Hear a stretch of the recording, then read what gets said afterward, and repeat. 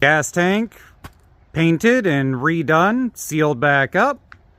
Frame all sealed up, at least with a top coat.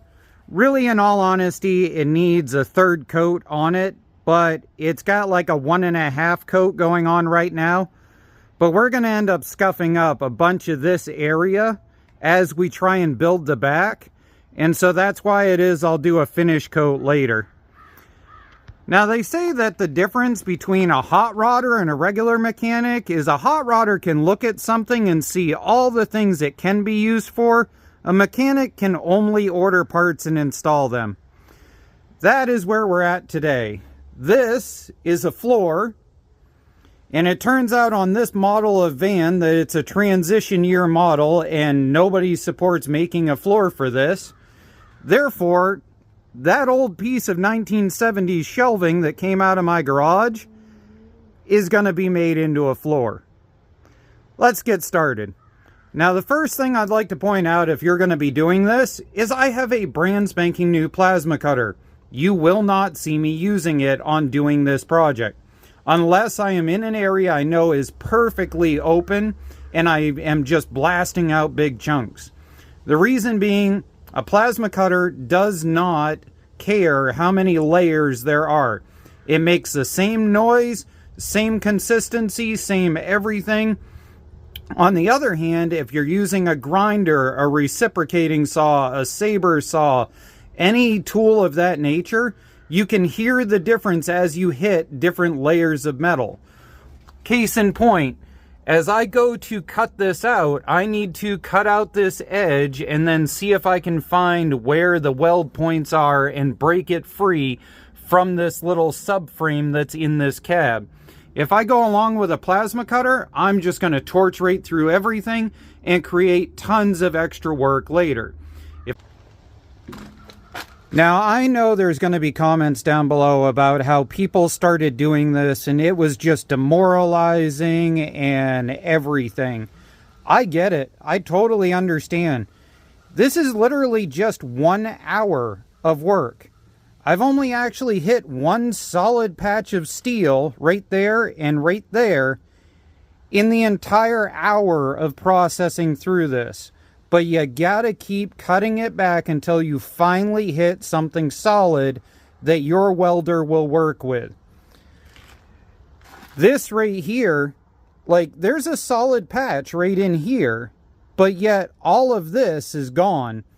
So even though there's like a nice solid 6-inch piece here, I probably am going to have to still cut out all of this because it makes almost no sense to leave a 6-inch patch here when I'm just going to have to patch all of this too. I might as well just do one solid plate across the top. Just keep cutting. It sucks. It is horrible. It's demoralizing. But once you hit that point, you can finally start putting some stuff back in.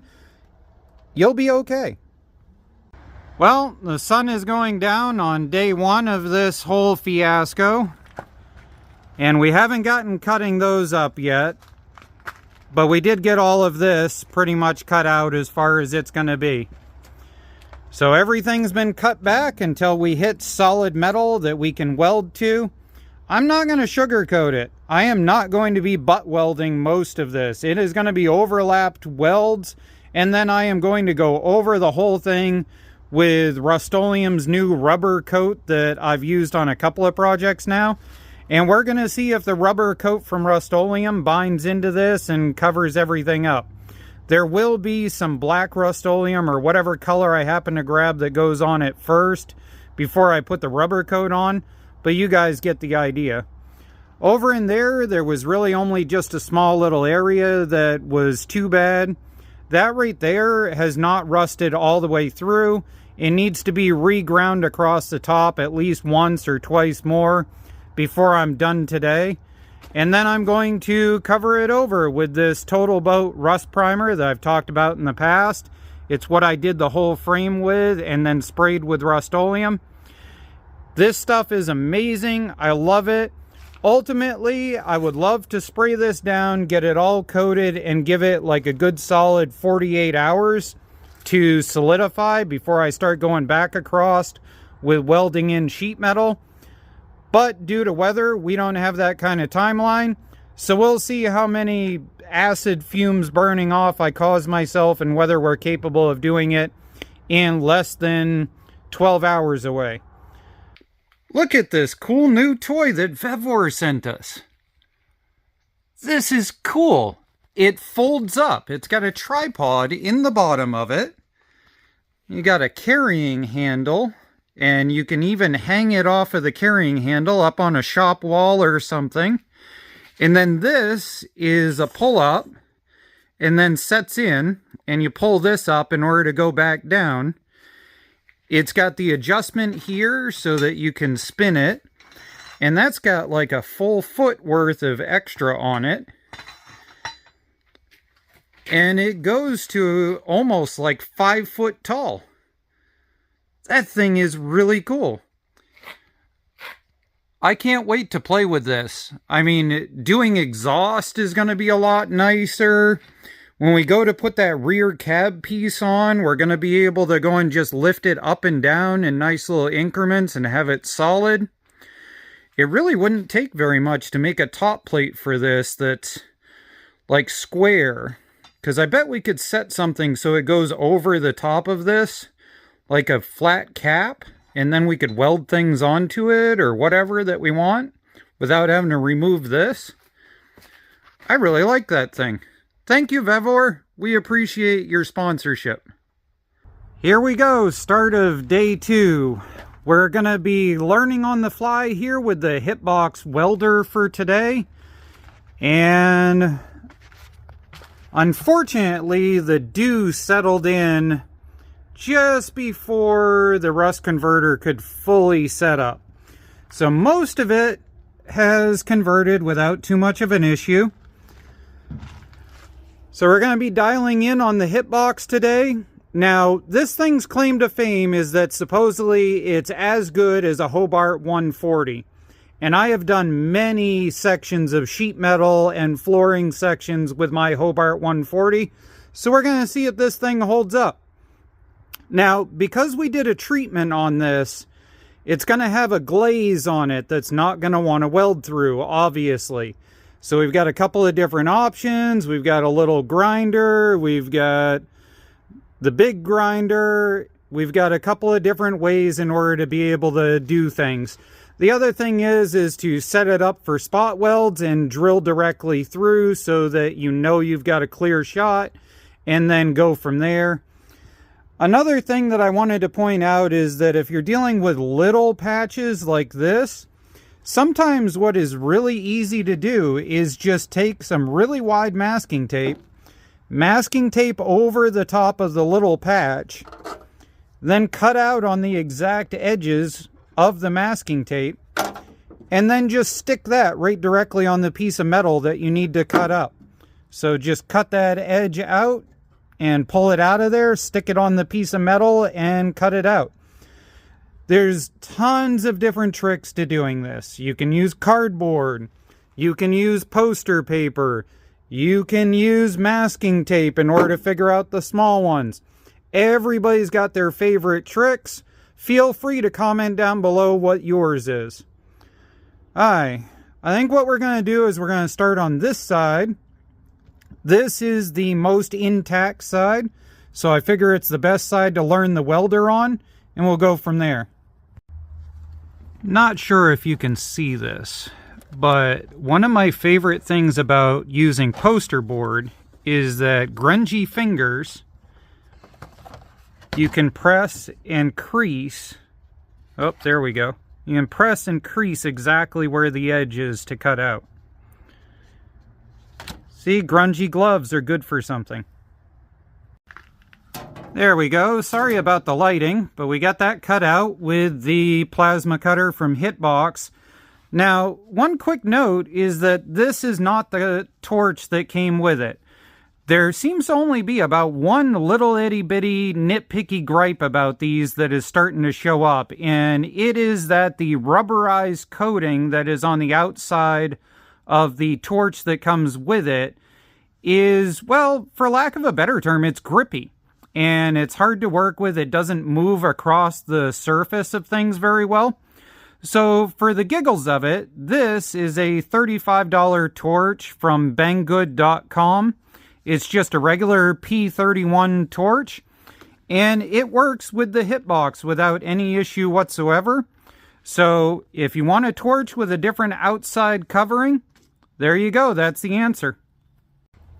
We started out with this, we ended up with this. There's no nice way to say that this takes time. This one stupid piece took me an hour and 15 minutes to do. I'm betting that the rest of this is probably going to take me close to 4 to 5 hours to sort out. Now, I'm going to go in, I'm going to grind in a couple of spots, we're going to get this tacked in. That way nothing moves, nothing shifts. And then we're going to do this piece. And then we'll see if we can get this whole thing done. Now, I'm sure somebody's going to point out that this is overhanging. That's on purpose because what I want to do is I want to cut into the corners, bend all of this down, and then do that whole edge there to reinforce it, because that whole section is still a little bit on the questionable side. I have a very bad feeling I will be in here redoing this corner probably like 2 or 3 years from now. So I want something solid on here that I can use as an edge later on. Here we go. We're going to swap out welding wire. I'm not one to blame the wire, but there seems to be a little inconsistency to the wire that came with this HITBOX. So therefore, we're swapping in the wire that I usually prefer to use in my Fournet and my Hobart 140. And we're going to see how this performs in this HITBOX. It could just be the way the HITBOX fires. It could also be that the wire that came with it is a little inconsistent. We're going to find out. I'll post a link for this down below if you're looking for a good standard $15 a spool flux core wire that's consistent. I've been using this brand now for going on 7 years, I believe, at this point. But we're going to get back to work on this. We're going to see how it goes. Oh yeah. That is the wire I swapped in. That is the HITBOX wire.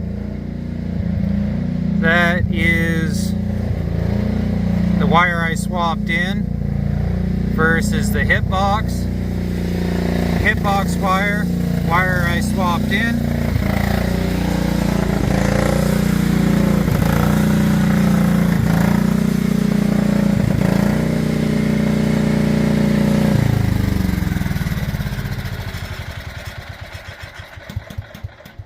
Is it ready for tomorrow? Yes. Thanks for helping me make video by making so much noise. Love you.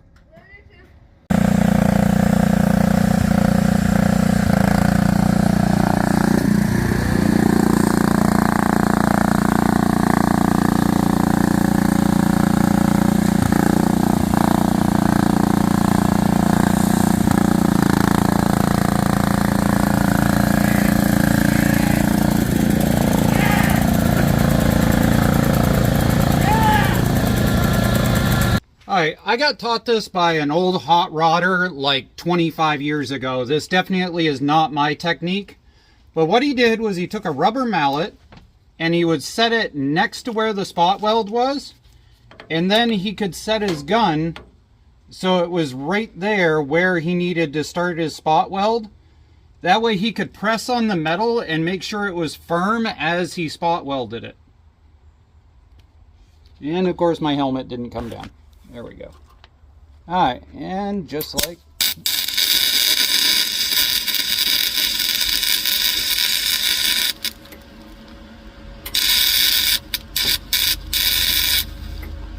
And just like that. So if you're holding against it, you can pivot off of the hammer. And as you can see, my poor hammer is getting charred up today. But it works. So we're just going to set up on the next one and go for it. Whoops. There we go. And of course I'm on camera, so it won't work right.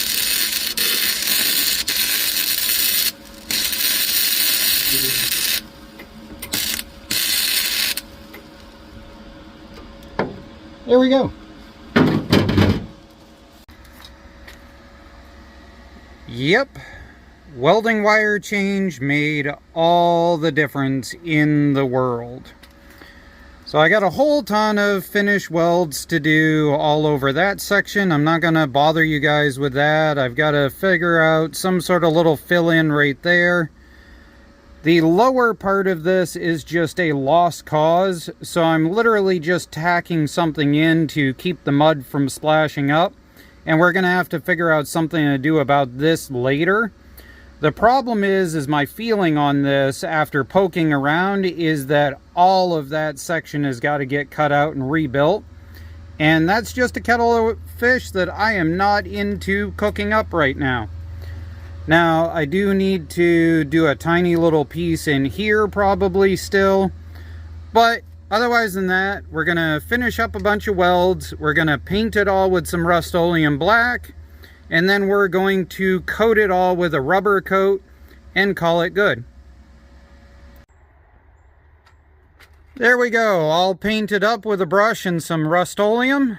Tomorrow, if the weather holds, we're gonna try using this Rust-Oleum leak seal. It's been getting advertised a lot on the market, so we're gonna try it in this application. We're gonna do both the top and the bottom underneath and see how it holds up. Well, unfortunately, the freak rain that we seem to be having this October in Maine is still continuing.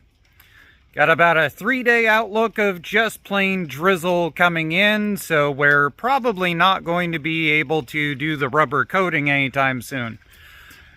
So, unfortunately, this will be the end of this video. We need to get into this. And we need to trim and figure out what to do with the body in order to be able to butt it up onto the back of there. That'll probably be where I end up kicking off. The next video will be after I get that bottom piece all trimmed up and stuff. I think you guys have seen me slice up enough rust for a few months, so I won't bore you with doing any of that. We're just going to cut it out and cap it off and call it good. Once we get it to the point it's sitting on the frame and we're trying to figure out how to splice the two together, I'll bring you guys back in on the project. Thank you for supporting the Van-Haulen build. Keep them going.